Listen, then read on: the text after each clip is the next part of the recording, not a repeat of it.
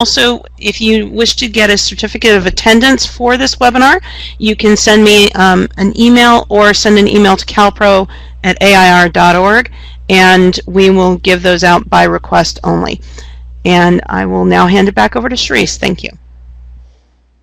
Great. Thank you so much, Jennifer. And again, our topic today is integrating teacher competencies into school culture. And we have a wonderful presenter and facilitator with us today, Burr Guthrie, who is the program coordinator with Campbell Adult and Community Education.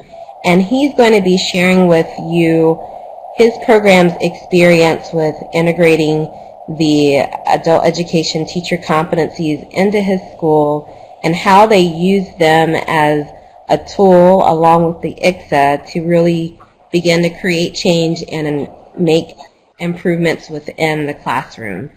There will be an opportunity at the end of the presentation for you to ask questions, but if you have questions throughout, you may type into the chat pod here off to your right questions as they come up, and Burr will try and get to those, but again at the end as well there'll be an opportunity to ask further questions.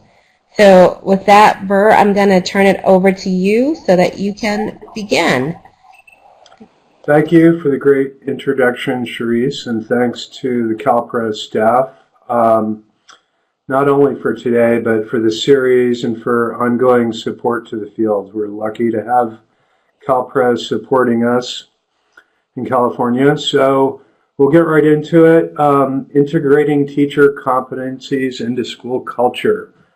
And I will do my best to answer questions. It's likely going to be towards the end that we do that. And yeah, thanks again to CalPro. It's nice to see a couple of familiar names. So here's a copy of our agenda, what we'll be doing today. I'll spend the first part of this webinar introducing the competencies to you all. You know, it's not a deep dive, but I hope this piques your interest and helps you get to the next place you want to go with the competencies. I'll talk about how we've continued to work with our staff, and really we're using this as a tool to improve student outcomes.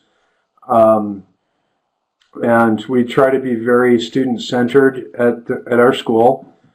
I'll talk about how we prioritized our competencies working with teachers and managing the expectations, and again how we're using this as a tool ultimately to help students. You'll hear that a lot. That's really our message every day. We're very student-centered. So, and really the objective for today is to showcase how we did it here. I'm sure it'll unfold different at other schools. Any questions on the agenda before we move on?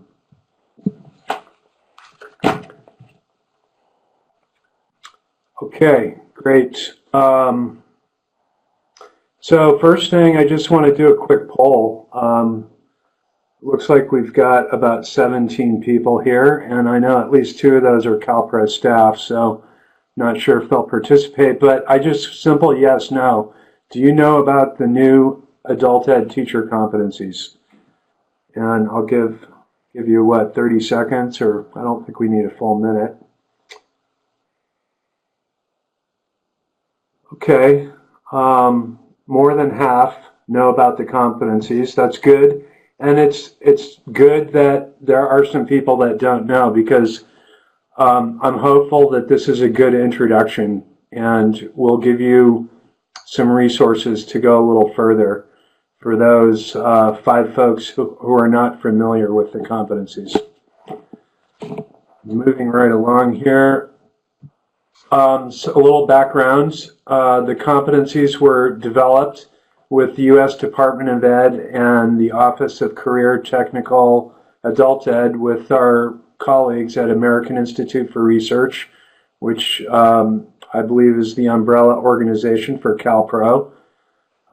So these were nationally validated and released in 2015.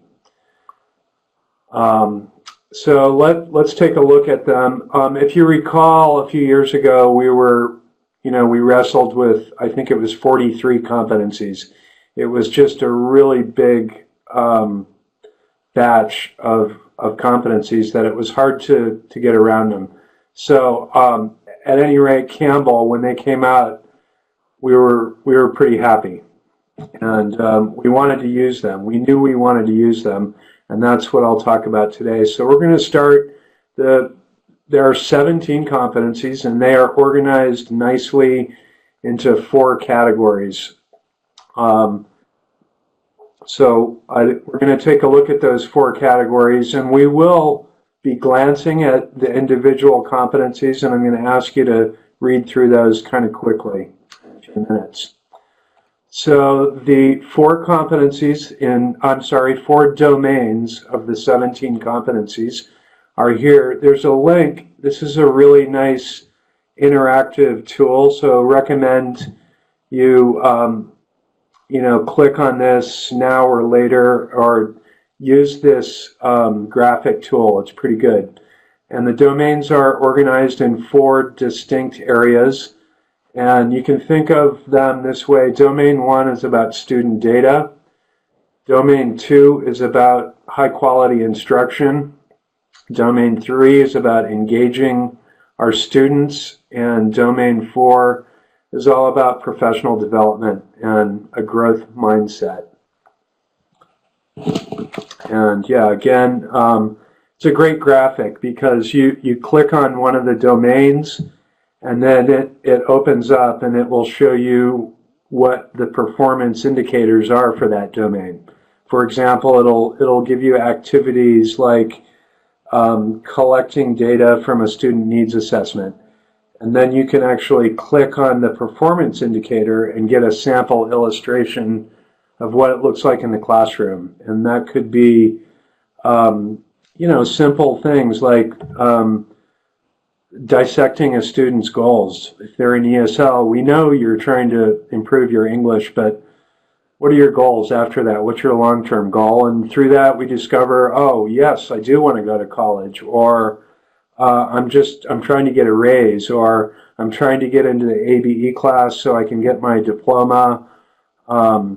So the interactive graphic will give you concrete activities that you do in the classroom to address the competency. So hopefully you got a note of this this interactive chart. It's a PDF, but if you pull it up on your computer, it's interactive. Check it out. So the next 4 slides are actually all of the 17 competencies. I am not going to read them, but I would like you to scan them. So again, first domain is student data. Monitor and manage student learning and performance through data. I'll give you 30 seconds or so to scan those first 4 competencies. As we go through here, you'll see they're distinct 4 domains, and they all speak to those categories. All right, thanks, Michelle. So I got a report that Michelle has actually clicked on that interactive graphic for the 4 domains. It comes in very handy when you're getting down to nuts and bolts. And, sometimes teachers they get it. They say, yeah, assessing prior knowledge, learning needs. It could be a new teacher or a veteran teacher. Give me some examples. How do I do that? So that's what that interactive graphic is good for. Let's go to domain 2, which is all about quality of instruction. Again, I would like you to scan those 5 competencies. This domain has 5. It was worth noting the evidence-based instruction. I just to note that CalPro has delivered some great workshops on evidence-based reading instruction and giving teachers tools to plan instruction that has been tried and tested and peer-reviewed. That's what evidence-based is all about. So Certainly a lot of adult ed teachers have a lot of leeway, and they do their own things, but we need to guide them. And I'll say this probably later, but really, in my opinion, the best thing we can do for our students is have high quality instruction. So high quality instruction is domain 2. Let's move on.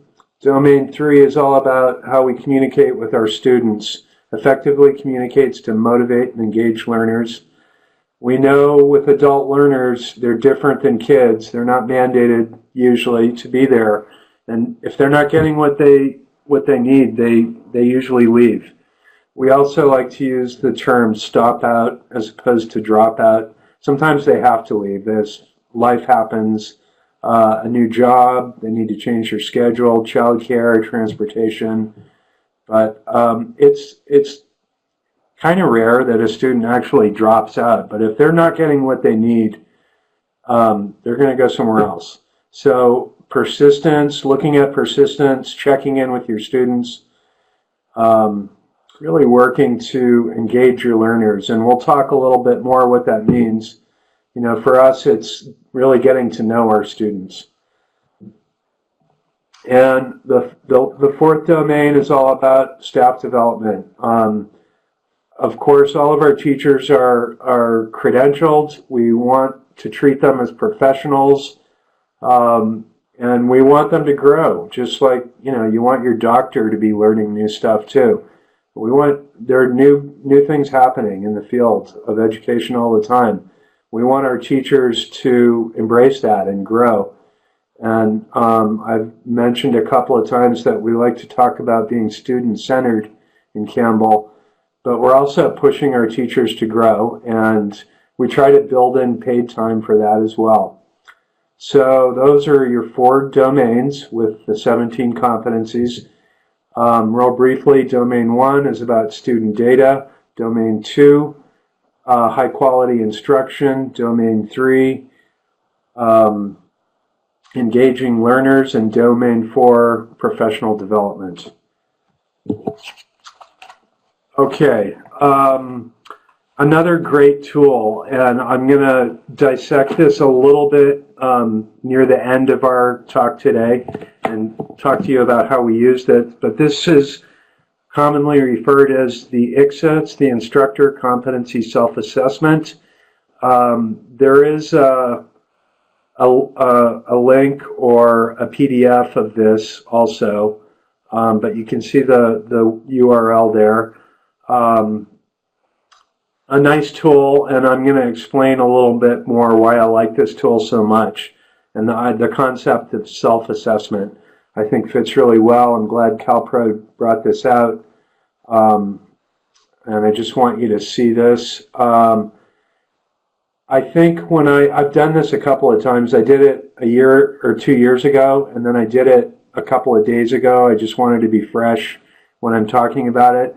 And I think on the main web page it says average time is 45 minutes. You know, surveys like this can go either way. I often want to whip through surveys, but you know, you want to think about this as you're answering it. And another challenge I had doing this a second time is a lot of this stuff I thought, oh, this is really important. And as I kept clicking things like high priority, I realized I need to prioritize things. So my recommendation is you familiarize yourself with the competencies a bit. Use the interactive graphic. Read all the competencies and have a little bit of time to reflect before you jump into the survey. So I think that 45 minutes is pretty good and realistic. Certainly you can whip through it in 20 minutes, but to make it meaningful, you want to reflect as you answer each of those questions.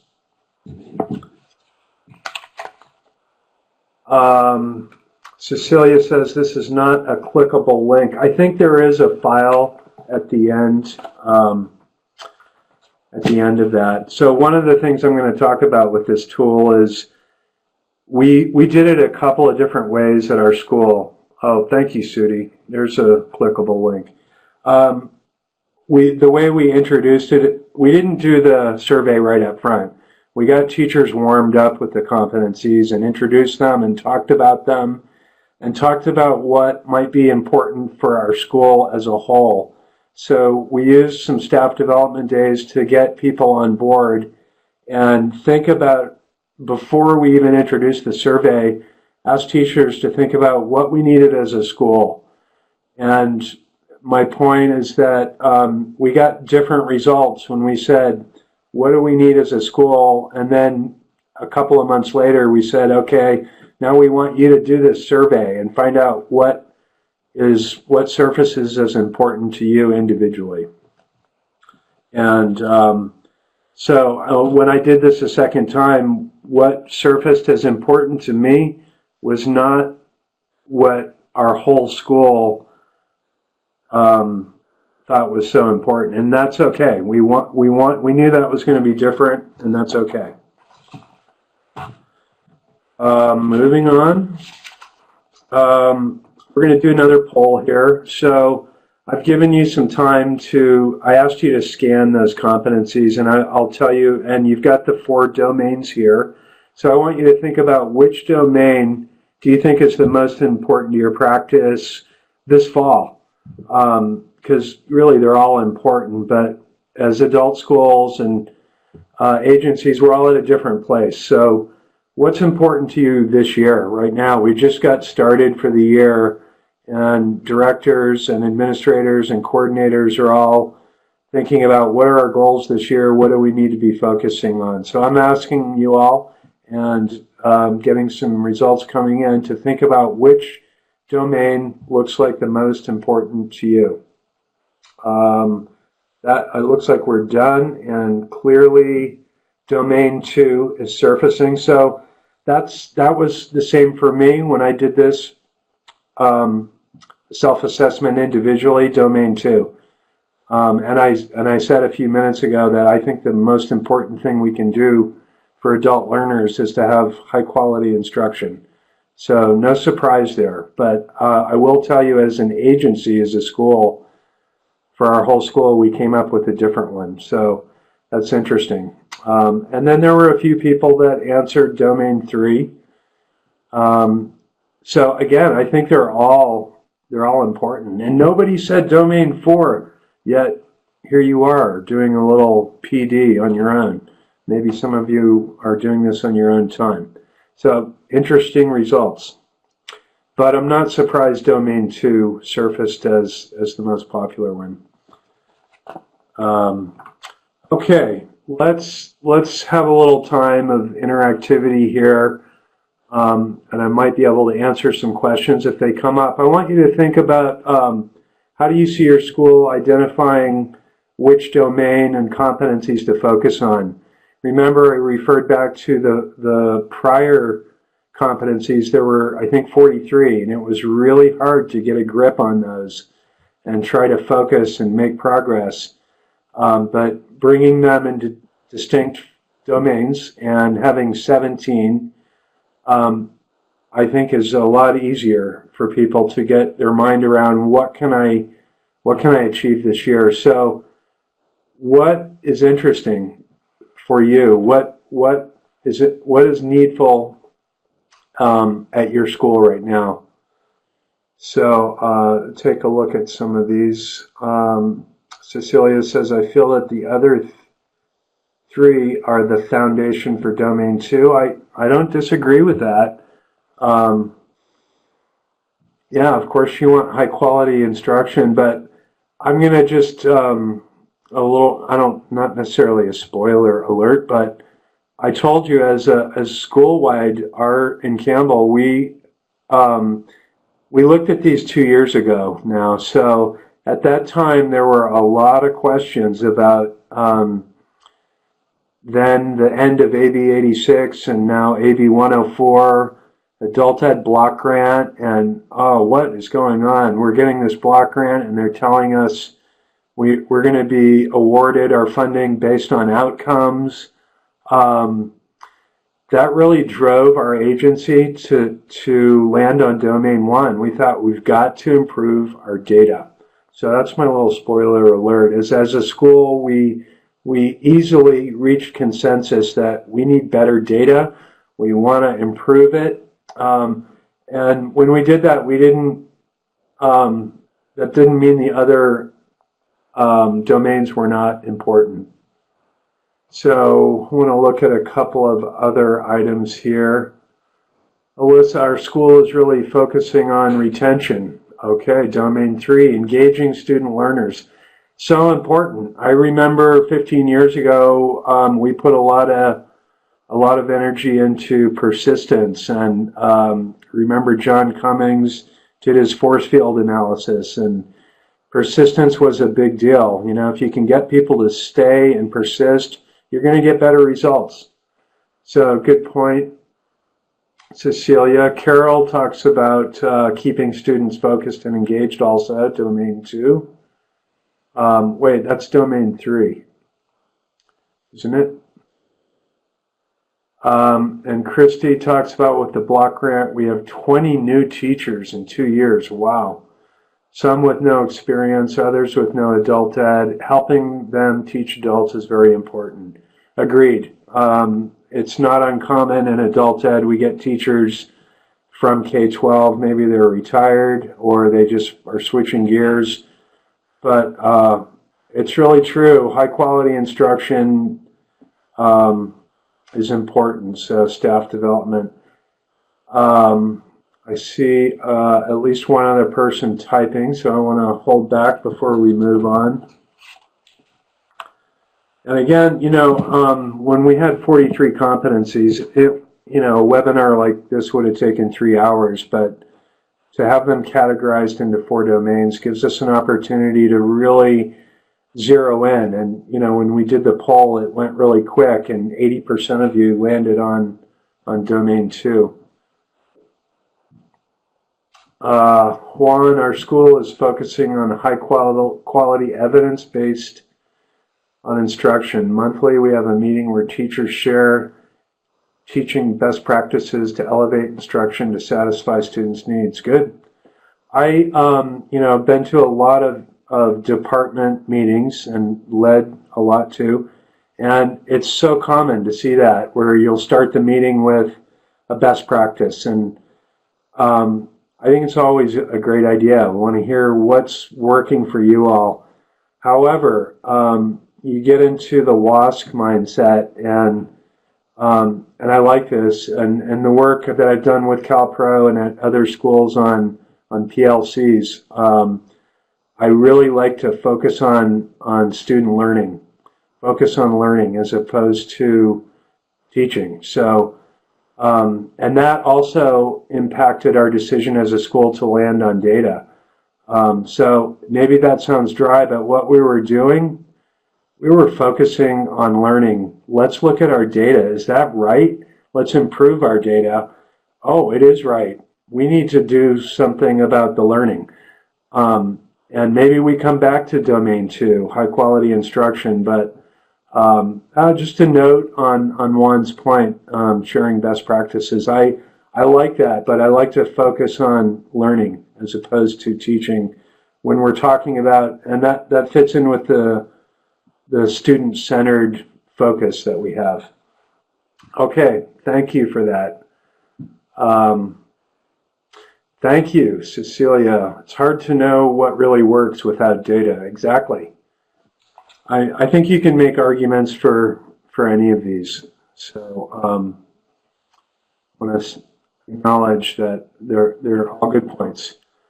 So now I want to talk to you a little bit about how Campbell approached these competencies and in the future, because it's still kind of new here. And so, you know, and we'll have new staff too that are new to teaching or new to adult ed. So I think we've got it pretty cemented in here in our school culture, and I'll tell you why in just a moment. So how did we do it? So the competencies came out in 2015.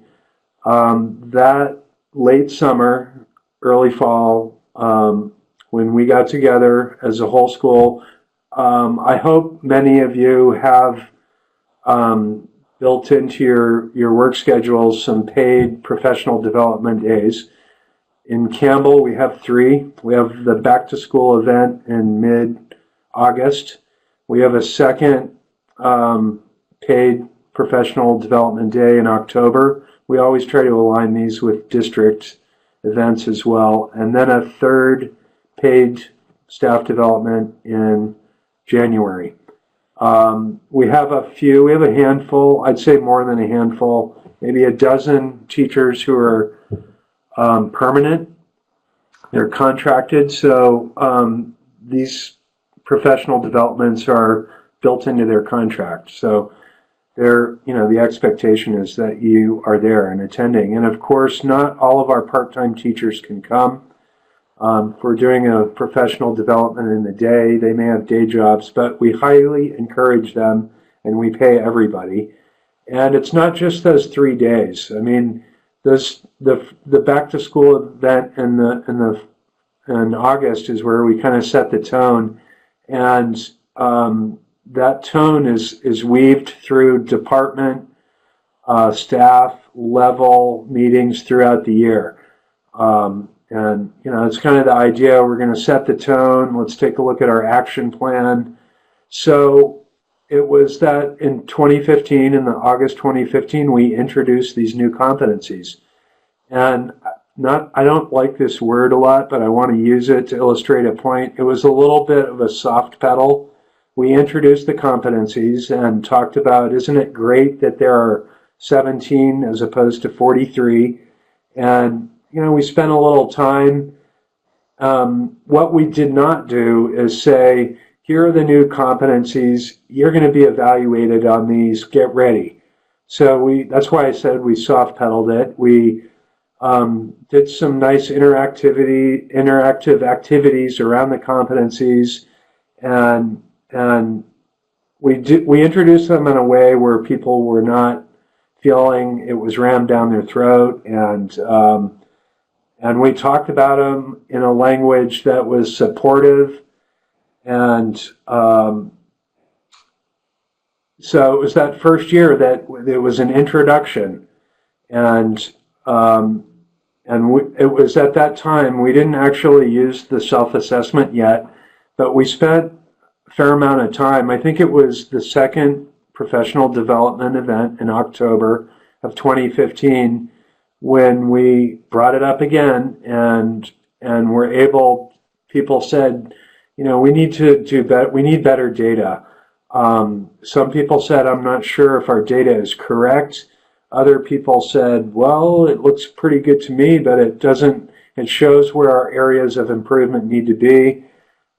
It was at that October event that people easily thought as a school-wide goal, and we want to focus on data. So as an agency, we at that point capitalized on the momentum we had from our staff, and just said, okay, it's a school-wide goal. And we actually built it into our WASC action plan that we're going to focus on data and getting better student data and learning how to use it. So that's how we approached it, and we started the implementation piece. A little bit more on that on this next slide. So again, we used those staff development days. We used level and site meetings in between. And in the midterm of the year, at our third staff development, professional development event in January, we asked people, we introduced this before the meeting and said, we'd like you to do this self-assessment. And we asked people to complete the self-assessment and bring it to the meeting. So, and I like to talk about andragogy as opposed to pedagogy. Pedagogy is the art of teaching children. We know our adult students are different. I've already said they vote with their feet. If they don't get what they need, they leave. And I've talked a bit about being student-centered. So really getting to know a student is kind of the basis of andragogy, and we know that adult students are self-directed, oftentimes they bring a wealth of information to a classroom, and that can affect your curriculum. So we want to know about that. We want to know about their educational backgrounds.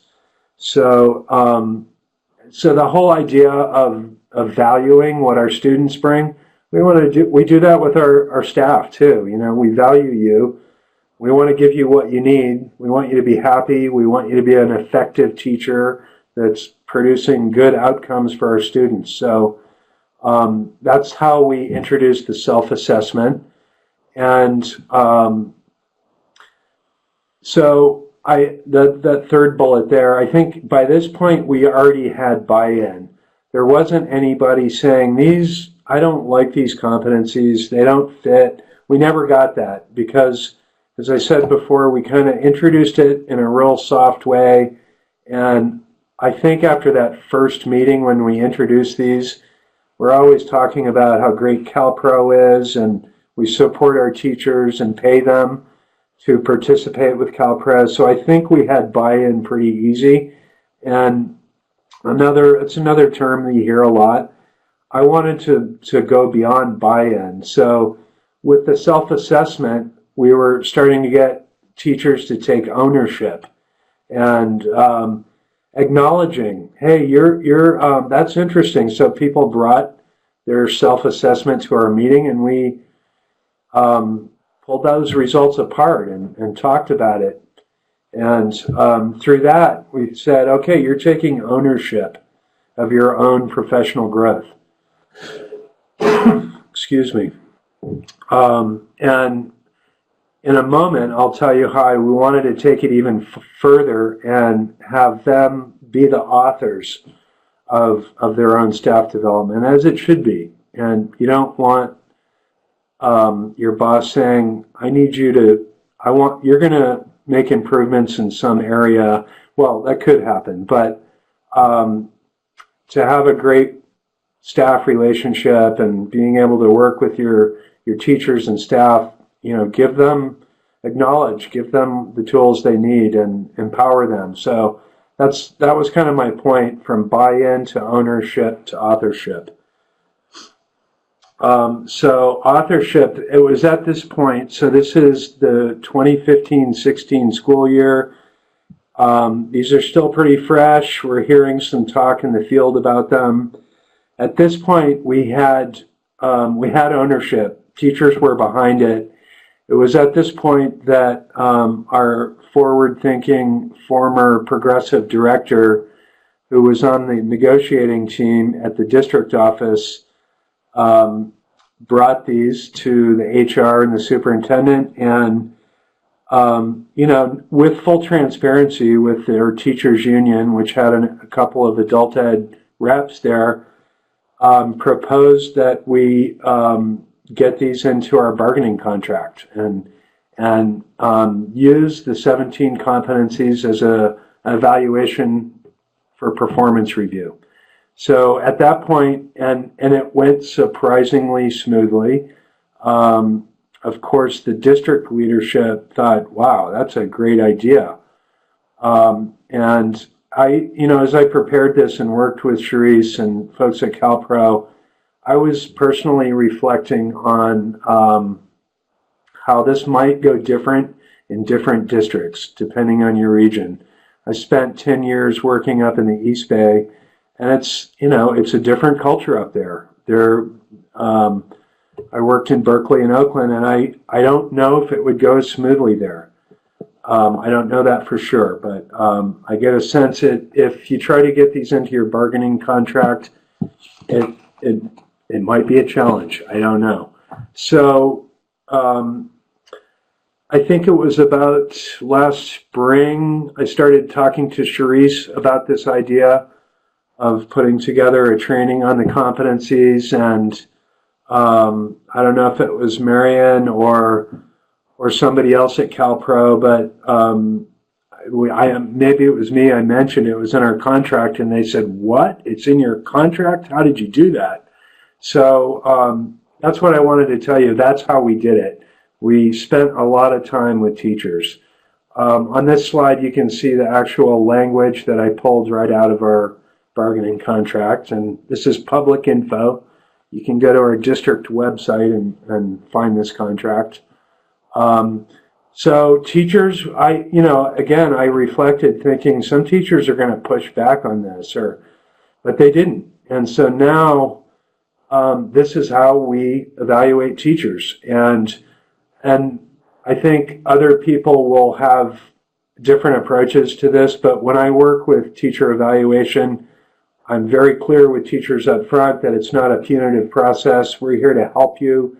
We know that we're all here for the same reason. We want to help our students. So using language like that, and I have to say we're in year 2 of our bargaining contract, and we've evaluated probably 10 teachers so far with this model, and it's going good. We do have a little leeway and discretion how we do it with the district office. So we ask teachers to do the self-assessment and spend a little bit of time. And what I've done is said, why don't you, I see your top 4 or 5. You pick 2 that you want to work on, and I'll pick 2 that I'd like you to work on. So then the teacher evaluation isn't this gigantic monster of 43 competencies, rather it's 4. And I might say, if they're all in one domain, let's try to branch out a little, even though you may have surfaced that those top 4 or 5 competencies are really where you need to grow. If they're not in a couple of different domains, I might steer the conversation and say, good, you want to work on high quality instruction. Let's also work on some data too. So a little background on how we got it implemented. And I use that word, the future, because we started this work in 2015-16.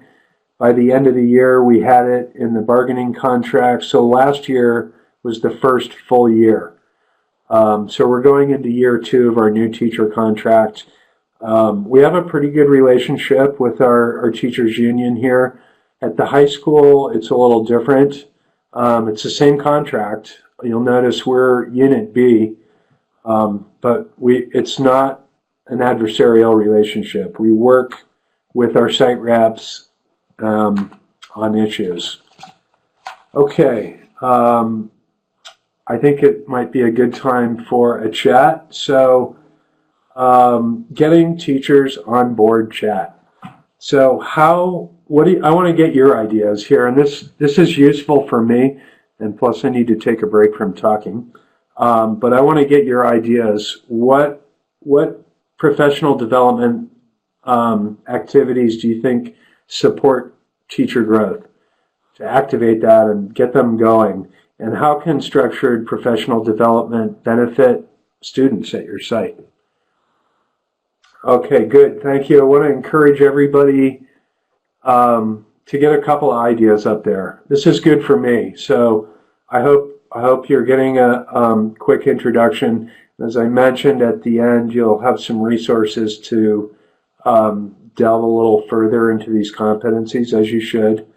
But I want to take a moment. I'm going to mute my microphone for a minute, and please type in some ideas into both or one of those chat pods. Thank you.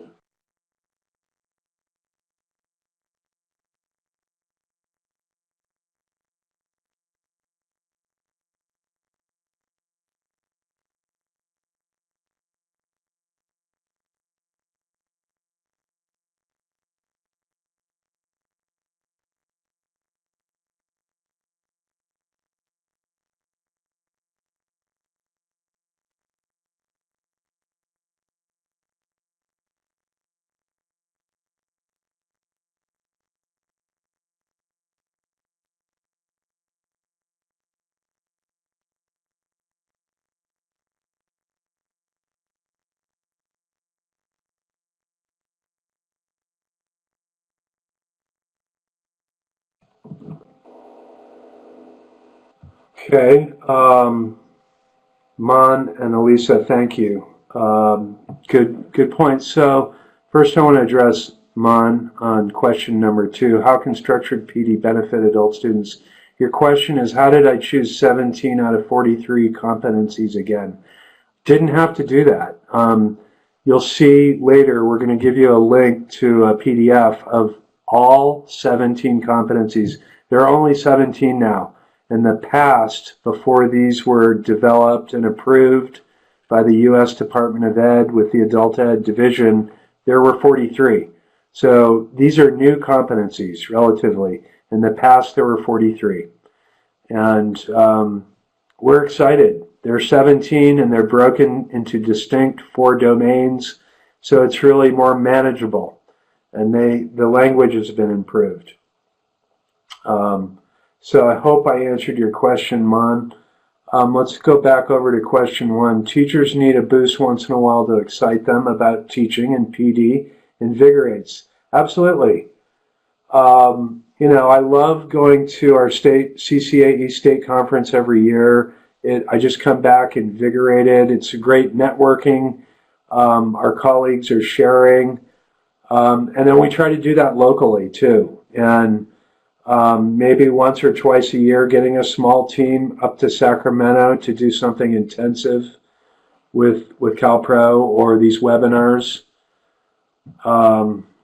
Seeing some good ideas. Thank you, Christy, about getting teachers. You know, the whole idea with getting teachers together to talk about assessments or student learning, that's really the basis of a PLC, professional learning community. Getting teachers together, giving them space to talk about student learning and data. Some more great ideas.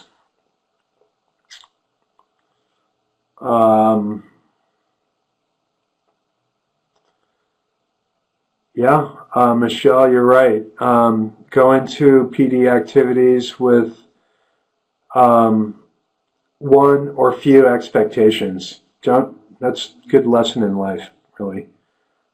Best practices shared. New and burned out teachers receive support and inspiration from their colleagues. David, I'm glad you said that. I made some comment earlier about focus on learning. So yeah, I like to focus on learning, but we need to look at best practices too, and that can be invigorating. Some schools do peer review, peer assistant review, as opposed to the what's the word they use in K-12 if a teacher is on. I can't think of it right now, but peer review is good. Putting together a veteran teacher with a new teacher or a struggling teacher and talk about best practices. A couple other comments and then we'll move on. John says, if looking at data, we can find students need more help to understand or obtain the skills to focus on student learning. Absolutely. Students want to see their instructor growing as well. Most definitely. You know, in ESL, we know we're getting all these different cultures in the classroom, and our students are so appreciative, particularly in ESL. And yeah, they want professional teachers who are growing too. Your point about technology, Alyssa, I agree. I'd say 15 years ago it was a little different. There was, when I did my admin credential, I remember a point about don't force technology down teachers' throats. You know, I think times have changed. Teachers, digital literacy is important, and our students need to know it. It's part of the college and career readiness standards. So good points. I appreciate these ideas. And the purpose of this also is to get you guys thinking about what are you going to do with your staff development this year.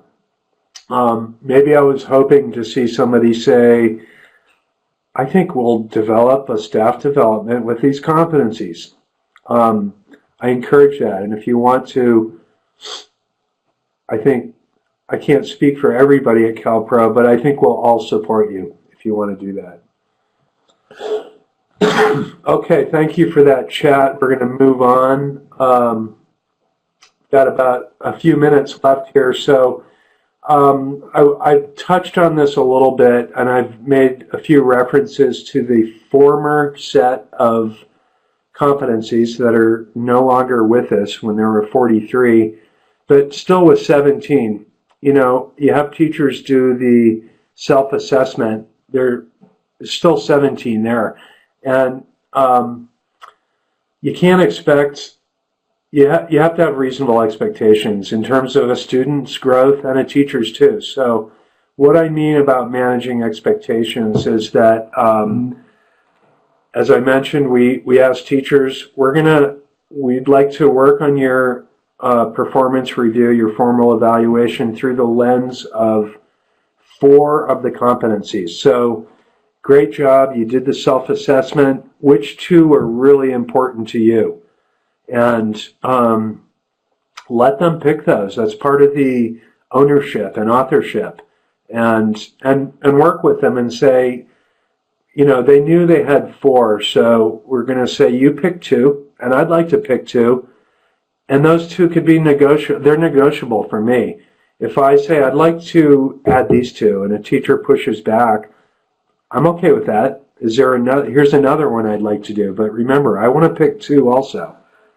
And we ask people to use a SMART goal. I'm pretty sure we've got a download later about SMART goals. If you're not familiar, I suspect most of you are. SMART is the acronym we use for these goal sheets: specific, measurable, achievable, results focused, and time bound. Another point before we move on, all through the year, I mentioned we do 3 big professional development events, and then through site meetings, department meetings, level meetings throughout the year, we remind people, here's our goal. Remember the theme we set in the fall, the back to school. We are hearing this word a lot this year, braiding, with regards to AEBG and WASC. And really our objectives for AEBG and WIOA are pretty much the same.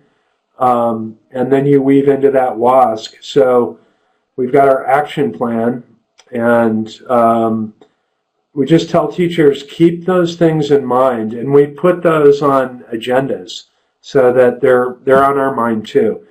And I have to tell you, after being an administrator for 12 years, it's a great trick to put your action plan goals on your agendas all year and remember those, and keep reminding people about AEBG outcomes and goals and WIOA, because I get the volume of email and the urgent needs from the custodian or the district office or a parade of personnel problems. Having these things on my agendas helps me return to center. It's like an anchor. Oh yeah, we're focusing on data. So I encourage that. Couple more minutes. I'm going to try to save the last 5 minutes so we can answer some questions. I'm just taking a moment to look at some comments from Sharice and Sudi. Thank you, Sharice. And yeah, mentoring, peer mentoring is a great thing. When I was a new ESL teacher, I was assigned a mentor right away, and I'll never forget her. She was really good. Martha Savage, some of you may remember her. So what are we doing here in San Jose at Campbell, at Campbell Adult? As I said, we as a school, we just all realized school-wide we need to work on our data. Those first 4 competencies are really all about data. So, and I talked before about managing expectations. Sometimes teachers' eyes glaze over when you're showing them data, so we try to break it down. And, I want to make sure every teacher reviews your students' goals. They should have a primary and a secondary goal. We try to capture that information in their orientation and intake, but we're doing some other stuff to make sure we have all of that. So we're really focusing on data here, and at the same time acknowledging and helping teachers grow in other areas outside of data. Again, 80% of you said high quality instruction was really your priority. So we want to support those as well. That's just what we're doing here. How do we use student data here at Campbell? I've talked a bit about being school-centered. We've put a lot of money into some new positions called transition specialists. What is a transition specialist? So they are a standalone position, and we have what we're calling right now, it's an ILP, Individual Learning Plan. We had this lofty goal a couple of years ago. Every student will have an ILP. Well, that's kind of hard to do because at that time it was a 4-page document. We've got over 2,300 students. But we've shortened it, and a transition specialist is going to pull students out of a class. They work with teachers and get referrals. They pull them out for 20 minutes and have a conversation and get to really know them and make sure they have an ILP. Another, I think, very innovative practice we're doing in Campbell is, we call it IST. I'm not crazy about the acronym. It's Individual Student Teacher Time. Student Support Time is what it stands for. Individual Student Support Time. And most of our classes are 3 hours. So we tell students to come a half hour later, and you schedule appointments with individual students for that first 30 minutes. You're working on the ILP. You're getting to know your students, their ed background. We do student council every month. We do one at night and one in the daytime at 2 different sites. It's a little bit transient, but we get some of the same students and just let them know that this is your school. The second bullet is we use CalPro a lot. We use the tools that are out there, CCRS, the EL proficiency standards, the 17 competencies.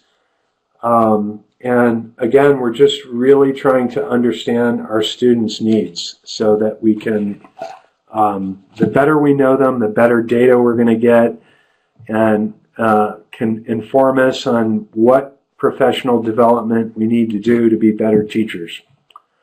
Okay, just got a few minutes left, so we'll save these for Q&A. And yeah, thank you. I'm going to mute my mic for a minute.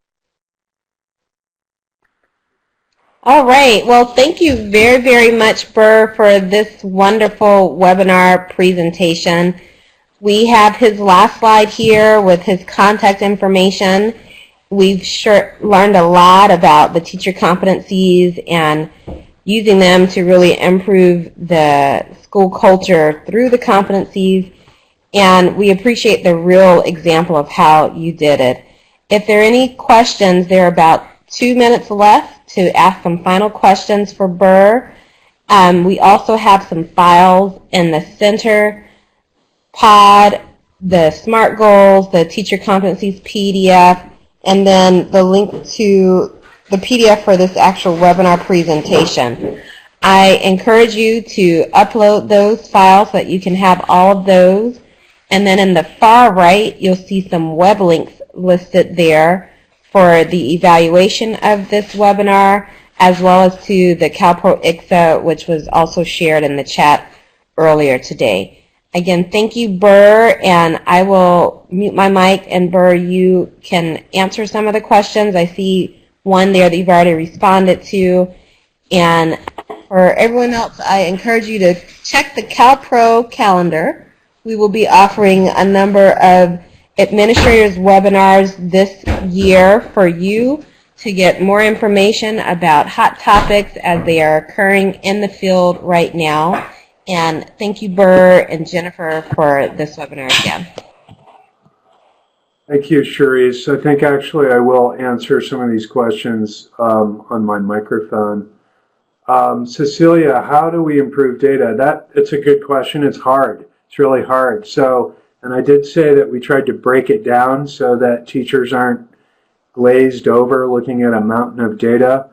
You know, we look at our data integrity report. I think everybody who's in AEBG has to use TOPS Pro Enterprise. So look at your DIR, your data integrity report, and take a look at, I think it's 789, the number 789. It's all about your paired scores. So I think 10 is your percentage of paired scores. So that's a small thing. Try to find out what's your percentage of paired scores. It should be well above 50%. If it's not, and even if it's 70, which is good, if you use TE, you can work with your accountability person. You can click on that and drill down and find out who doesn't have a paired score. Go get them, bring them in and test them, get a paired score. I mean, on one hand, I think it was Juan who said, without data, what do you can't know anything without it. So you've got to have a paired score. That's going to show you a literacy gain, right? It's also going to bring some money. Look at other items on the paired score. It's going to, with our new reporting requirements that are dynamic and changing, we need to report now things that we didn't really take seriously before, like employment status. Look at your percent, that's on your DIR. Look at the percentage of students who have employment status. That should be 100%. You should be able to ask every student, do you have a job? Yes or no. So those are two examples of how you improve data. It's after 3 o'clock, and we have come to the end of our webinar. Again, I want to thank you. You've been an amazing presenter and facilitator with lots of information, real tangible and practical rationale for how and why to integrate the competencies. So thank you so very much for that. It's been amazing. I hope everyone enjoyed it as much as I did, and we look forward to seeing you on our next webinar. Please complete the evaluation and let us know what other topics you'd like to see in the future. Thank you and have a great afternoon. Bye-bye.